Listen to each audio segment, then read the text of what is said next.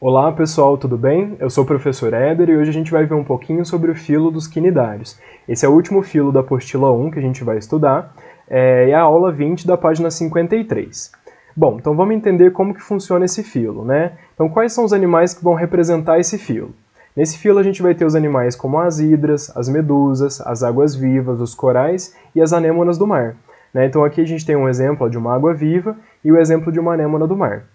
Esses animais, né, do filo dos quinidários são os primeiros animais que vão apresentar uma cavidade digestiva que a gente chama de boca, né? Então esses animais são os primeiros que possuem essa cavidade. A gente viu, né, nos poríferos que eles não têm uma cavidade digestiva, né? Já nos quinidários eles apresentam essa cavidade, mas a gente tem que lembrar que o sistema digestório deles é incompleto, porque eles não apresentam ânus, tá? Então no caso eles apresentam apenas a boca.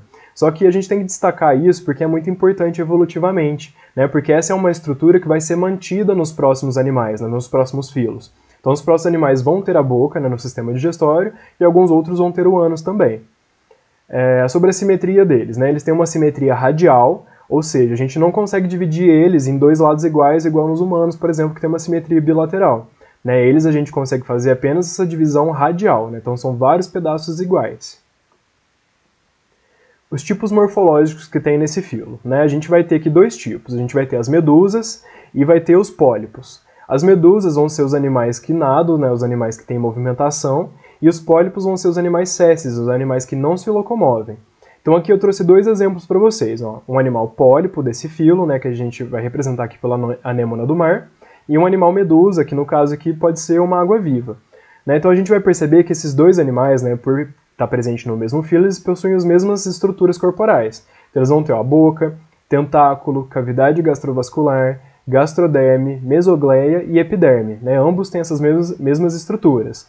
Mas quais são as funções? Ó, a cavidade gastrovascular vai ser a cavidade digestiva desse animal. Né? Então é uma cavidade que está ligada com a boca, né? Então onde o alimento vai ser digerido. Depois a gente tem a gastroderme. A gastroderme é um tecido que vai revestir toda essa cavidade aqui, né? Então a gastroderme é um tecido que vai revestir e além disso ele libera enzimas também para a digestão do alimento. Depois a gente tem a mesogleia. A mesogleia é um tecido aqui de preenchimento, né? No caso é um tecido gelatinoso que a gente fala. E aqui vai estar disperso também, né, nessa mesogleia, algumas células nervosas, né? Então aqui ele vai ter um sistema nervoso bem primitivo, né, que vai estar disperso aqui nessa mesogleia. Então ele tem um sistema nervoso difuso. E depois a gente tem a epiderme, né, que é, no caso, a membrana mais exterior desse animal, né, o tecido mais exterior. Bom, todos esses animais desse filo, eles possuem uma estrutura que a gente chama de quinidócitos. E é isso que faz a característica desse filo, né, que une todos esses animais. Então vamos entender como que funciona. No caso a gente tem aqui uma hidra, né? Se a gente ampliar aqui no tentáculo da hidra, a gente vai perceber que tem uma célula lá que chama quinidócito. Essa célula quinidócito ela é especializada na defesa e na captura do alimento desse animal. Né? Então dentro do quinidócito aqui a gente vai ter um nematócito, e esse nematócito ele é tipo um filamento que vai ser liberado para capturar o animal.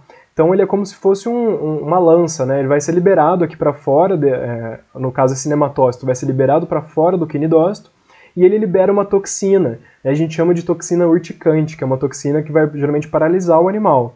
Então aqui embaixo vocês podem ver melhor como que funciona. Ó. A gente tem aqui uma célula do quinidócito, esse quinidócito ele fica todo enroladinho, aliás, o nematócito, né, fica todo enroladinho dentro do quinidócito. Quando esse animal vai fazer uma captura de um alimento, né, quando ele vai se defender de algum animal, ele vai liberar esse nematócito aqui, e esse nematócito ele vai liberar um tubo urticante, que geralmente vai encostar no animal e vai liberar essa toxina. Uma coisa importante, após essa descarga aqui, após ele ter sido liberado uma primeira vez, ele não pode ser usado novamente, né? Esse nematócito não entra de volta para o quinidócito. Né? Então essa célula aqui ela vai ser descartada. Né? Então ela vai ser recolhida para dentro da mesogleia, que é o tecido interno desses animais, e lá ele vai ser digerido. Tá? Então ele não vai conseguir usar novamente, então ele vai ter que fazer uma nova célula dessa.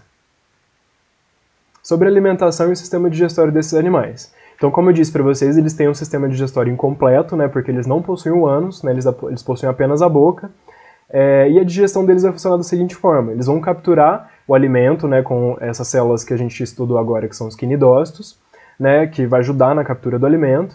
Esses quinidócitos, né, que estão dentro dos tentáculos, vão trazer o alimento aqui para dentro da cavidade gastrovascular, e aqui vai ser digerido com as enzimas que vão ser produzidas pela gastroderme.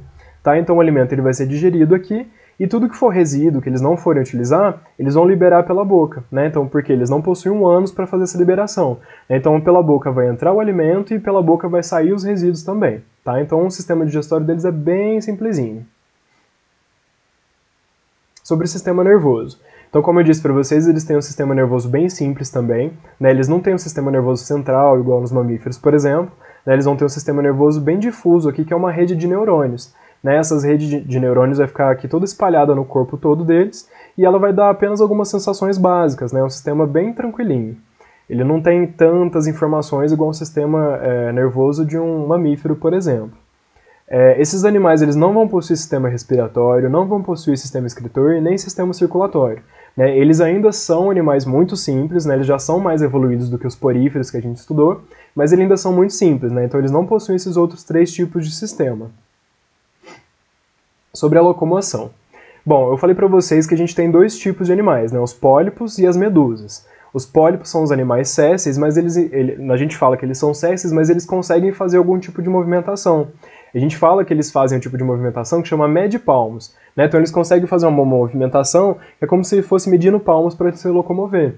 Mas essa movimentação ela é bem rara, na verdade, eles não se locomovem, né, frequentemente. São apenas algumas espécies dentro desse filo que conseguem se locomover. E geralmente essa locomoção vai ser dessa forma, como mede palmas, às vezes para fugir de algum predador ou algo do tipo. E existe no caso das medusas, que são os animais que nadam, né, eles vão conseguir vão conseguir nadar expulsando um jato de água através da cavidade gastrovascular deles. Né, então eles vão ingerir bastante água dentro dessa cavidade e vão fazer um jato, né, expelindo essa água e conseguir se movimentar dessa forma. Sobre a reprodução.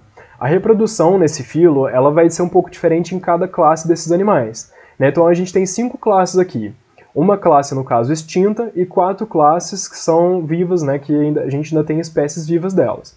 Então a gente tem a classe Anthozoa, que são representadas pelas anêmonas do mar. A gente tem a Scyphozoa, que são representadas pelas águas-vivas. A Cubozoa, que também são águas-vivas, mas elas têm um formato meio cubo, né? É um formato bem cubular. E as hidrozoas, que são representadas pelas hidras. Né? No caso da Conulata, é uma classe extinta, né, dos animais desse filo.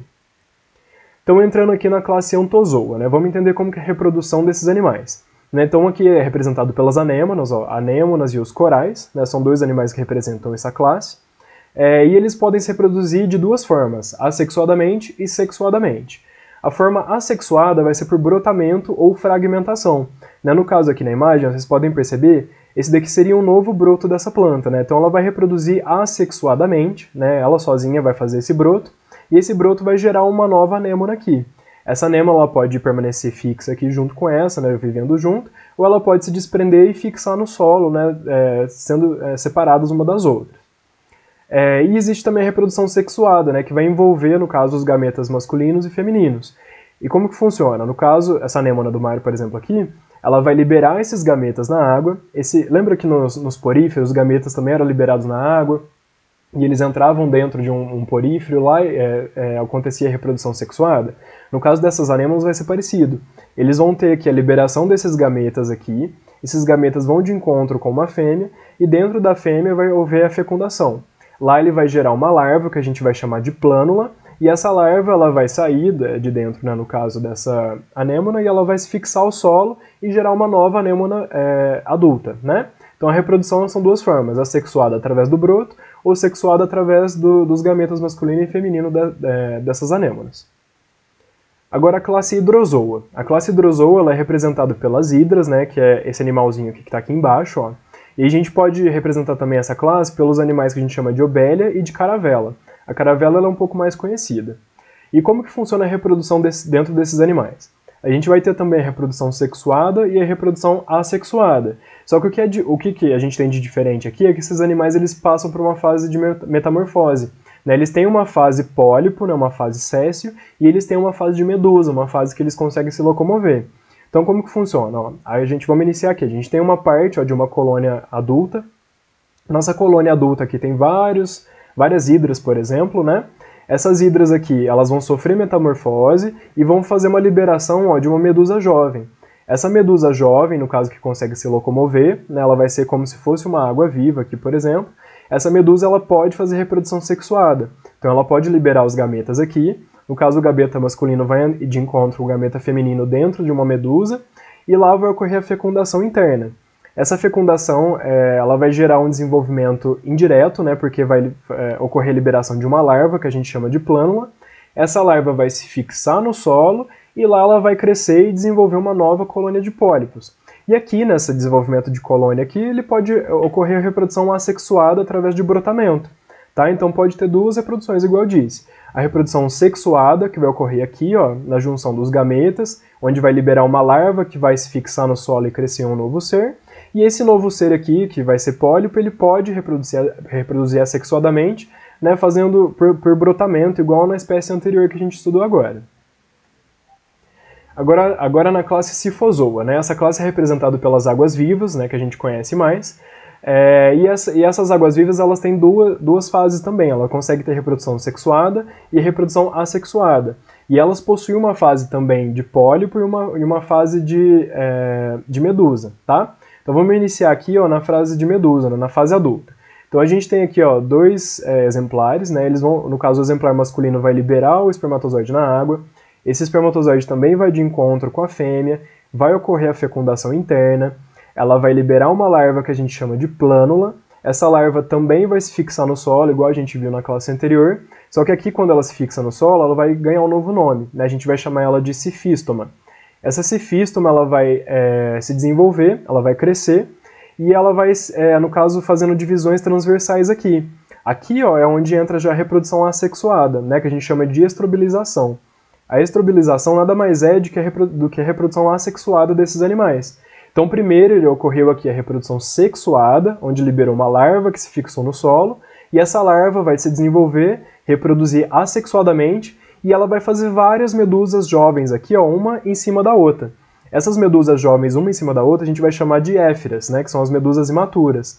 Essas medusas vão ficar uma em cima da outra aqui, agrupadas, e após o desenvolvimento, quando elas estiverem mais próximo da fase adulta, elas são liberadas, e aí ocorre novamente toda a reprodução do ciclo, né? Essa medusa aqui que vai ser liberada, ela pode reproduzir sexuadamente, vai formar aqui a larva vai se fixar no solo, vai ocorrer a reprodução assexuada, né, fazendo a estrobilização, e liberar novas águas-vivas aqui, tá? Então é dessa forma que é feita a reprodução dentro da classe Scyphozoa.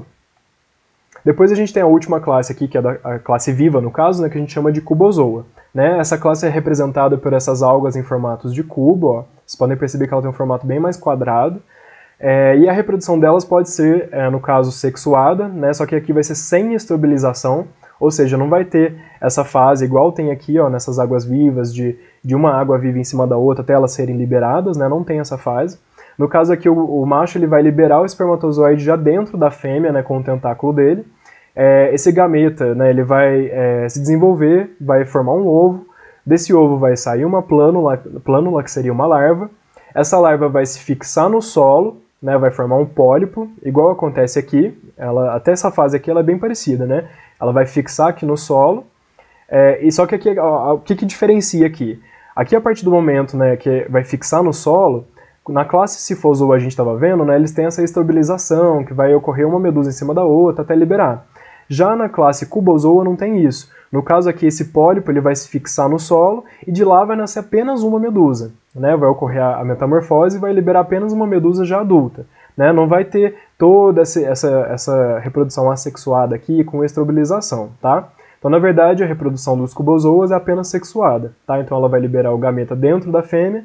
Lá vai formar os ovos, que vão formar uma larva que a gente chama de plânula.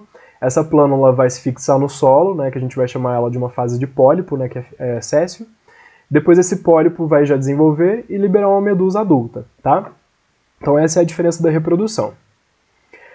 Bom, então aqui a gente viu um pouquinho da classe do filo, né, dos quinidários. A gente viu 4 classes diferentes desses animais. A gente viu um pouquinho sobre a reprodução deles, sobre a alimentação, sobre a estrutura corporal deles e sobre o sistema nervoso. Agora eu gostaria de deixar para vocês os exercícios dessa aula, que é a aula 20, na página 62, e os adicionais do 139 ao 184, tá? Que vão ser os últimos que a gente vai fazer. Eu queria deixar também um vídeo para vocês assistirem, tá? Se vocês quiserem, vocês podem copiar esse link aqui, ou escrever este nome aqui no YouTube, ó, Shape of Life, Quinidários, legendas em português. E esse, no caso aqui, é um documentário que fala um pouquinho dos quinidários. Então Então eu acho interessante vocês assistirem para vocês poderem entender um pouquinho mais de como que funciona tudo isso, porque é legal a gente ver essas imagens reais. Bom, então eu deixo aqui meu e-mail também para vocês, ederfalconecorreia@hotmail.com, e qualquer dúvida que vocês tiverem a respeito dessas aulas, vocês podem mandar para mim lá, tá? Muito obrigado e até a próxima aula.